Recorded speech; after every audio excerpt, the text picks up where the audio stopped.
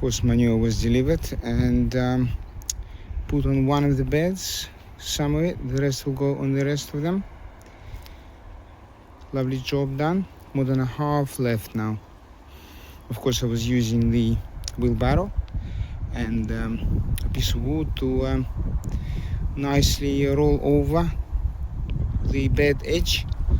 And when shoveling, being a chiropractor, of course I looked after my back, so I was making it fluffy first, and then I was using my legs to squat when I was shoveling it into the wheelbarrow to make sure my back stays safe. It was a big bed with corn and sunflowers at the edge, and we planted here and there 2 marrow plants. It was marrow type, which is supposed to look like a squash, and this year we planted 3, I think, or 4 of them, and one plant came from there all the way to here, keep giving lovely marrows. Look at them, or squashes, and then all the way to here. So we got 1, 2, 3, 4, 5, 6 on one. The sweet potato here, we dug some out, but we don't want to dig anymore because we don't want to disturb the roots of the marrow. So that's another marrow, and it went like crazy here, and then here, and then here, and here, and they all come from the same seed as the ones over here. I mean, the seeds come from the same plant from last year. It was Billy's. Billy will love to hear that on this video. It was Billy's plant he gave us in the past. I think originally it was yellow squash, very nice one, but over the years it is giving different colors and shapes depending on pollinators.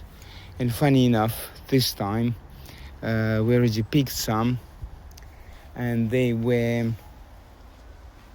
yellow and orange, and this one is white, and that one is light green, and the other ones are dark green. So it just shows you how pollinators bring different pollen to the same flower, which gives rise to different fruits or vegetables, and in this case different vegetables on the same root, which is extraordinary, I think.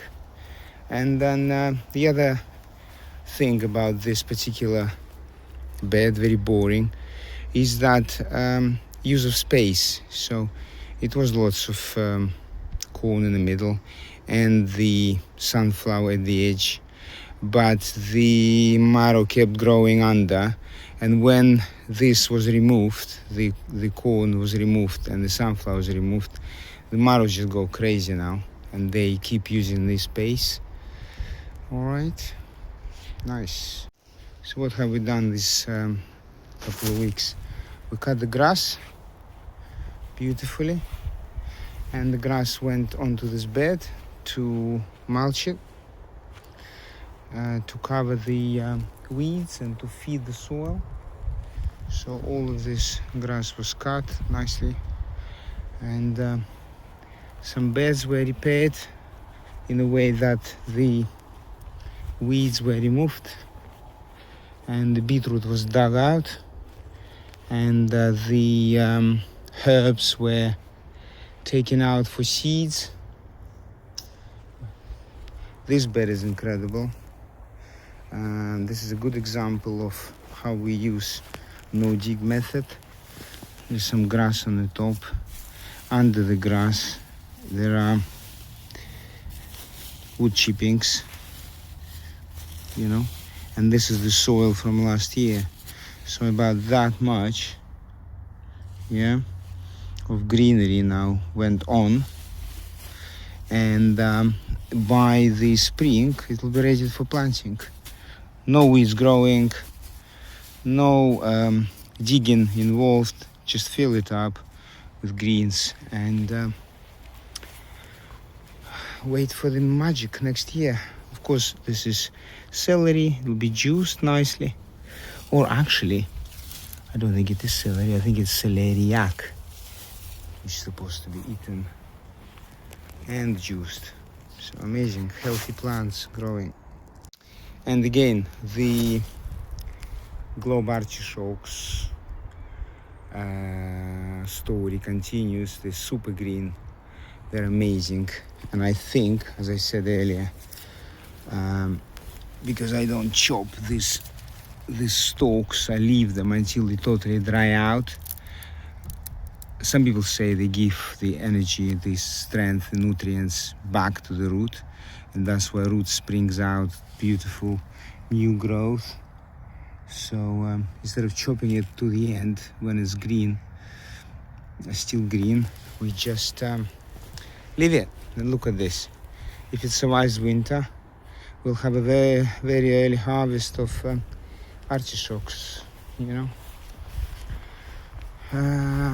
Same as the one on the front here, featured in my other videos. Look at this one, so green and beautiful, only because we water it after it loses all the heads, gives us all its tasty heads.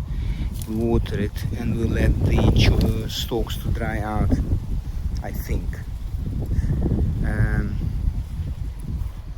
So try that next year. This is one of our favorite Chinese vegetables. It's a shark fin melon. Look at them. You know, shark fin melons, they are absolutely incredible creatures. They are very tasty, very healthy, and they grow very well in this country. We already picked one, and there is more hanging. I made this frame very quickly and very cheaply from some refuse wood, and all of this is the same plant, 3 plants, sorry, some successful, some not, but successful enough to give us the pleasure of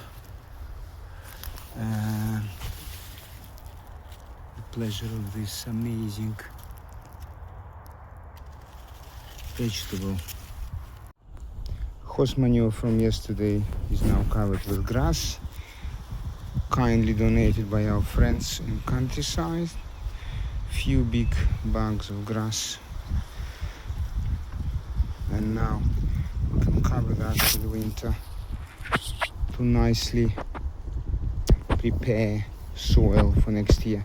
No dig, just cover up and let it rot.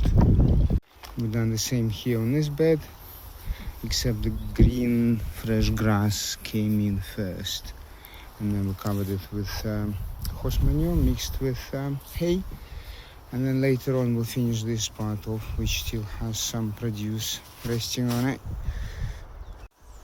Here is another finished product with the grass and horse manure underneath and covered with cardboard, and with a little hole for the parsley, which is keep living here. So the parsley is saved, bed prepared for the winter. Happy days. Here is the ready for the winter product. Lots of grass, lots of horse manure, covered up.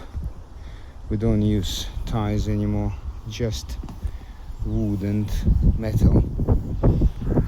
No more ties. Trying to get rid of plastic, but so far it's impossible.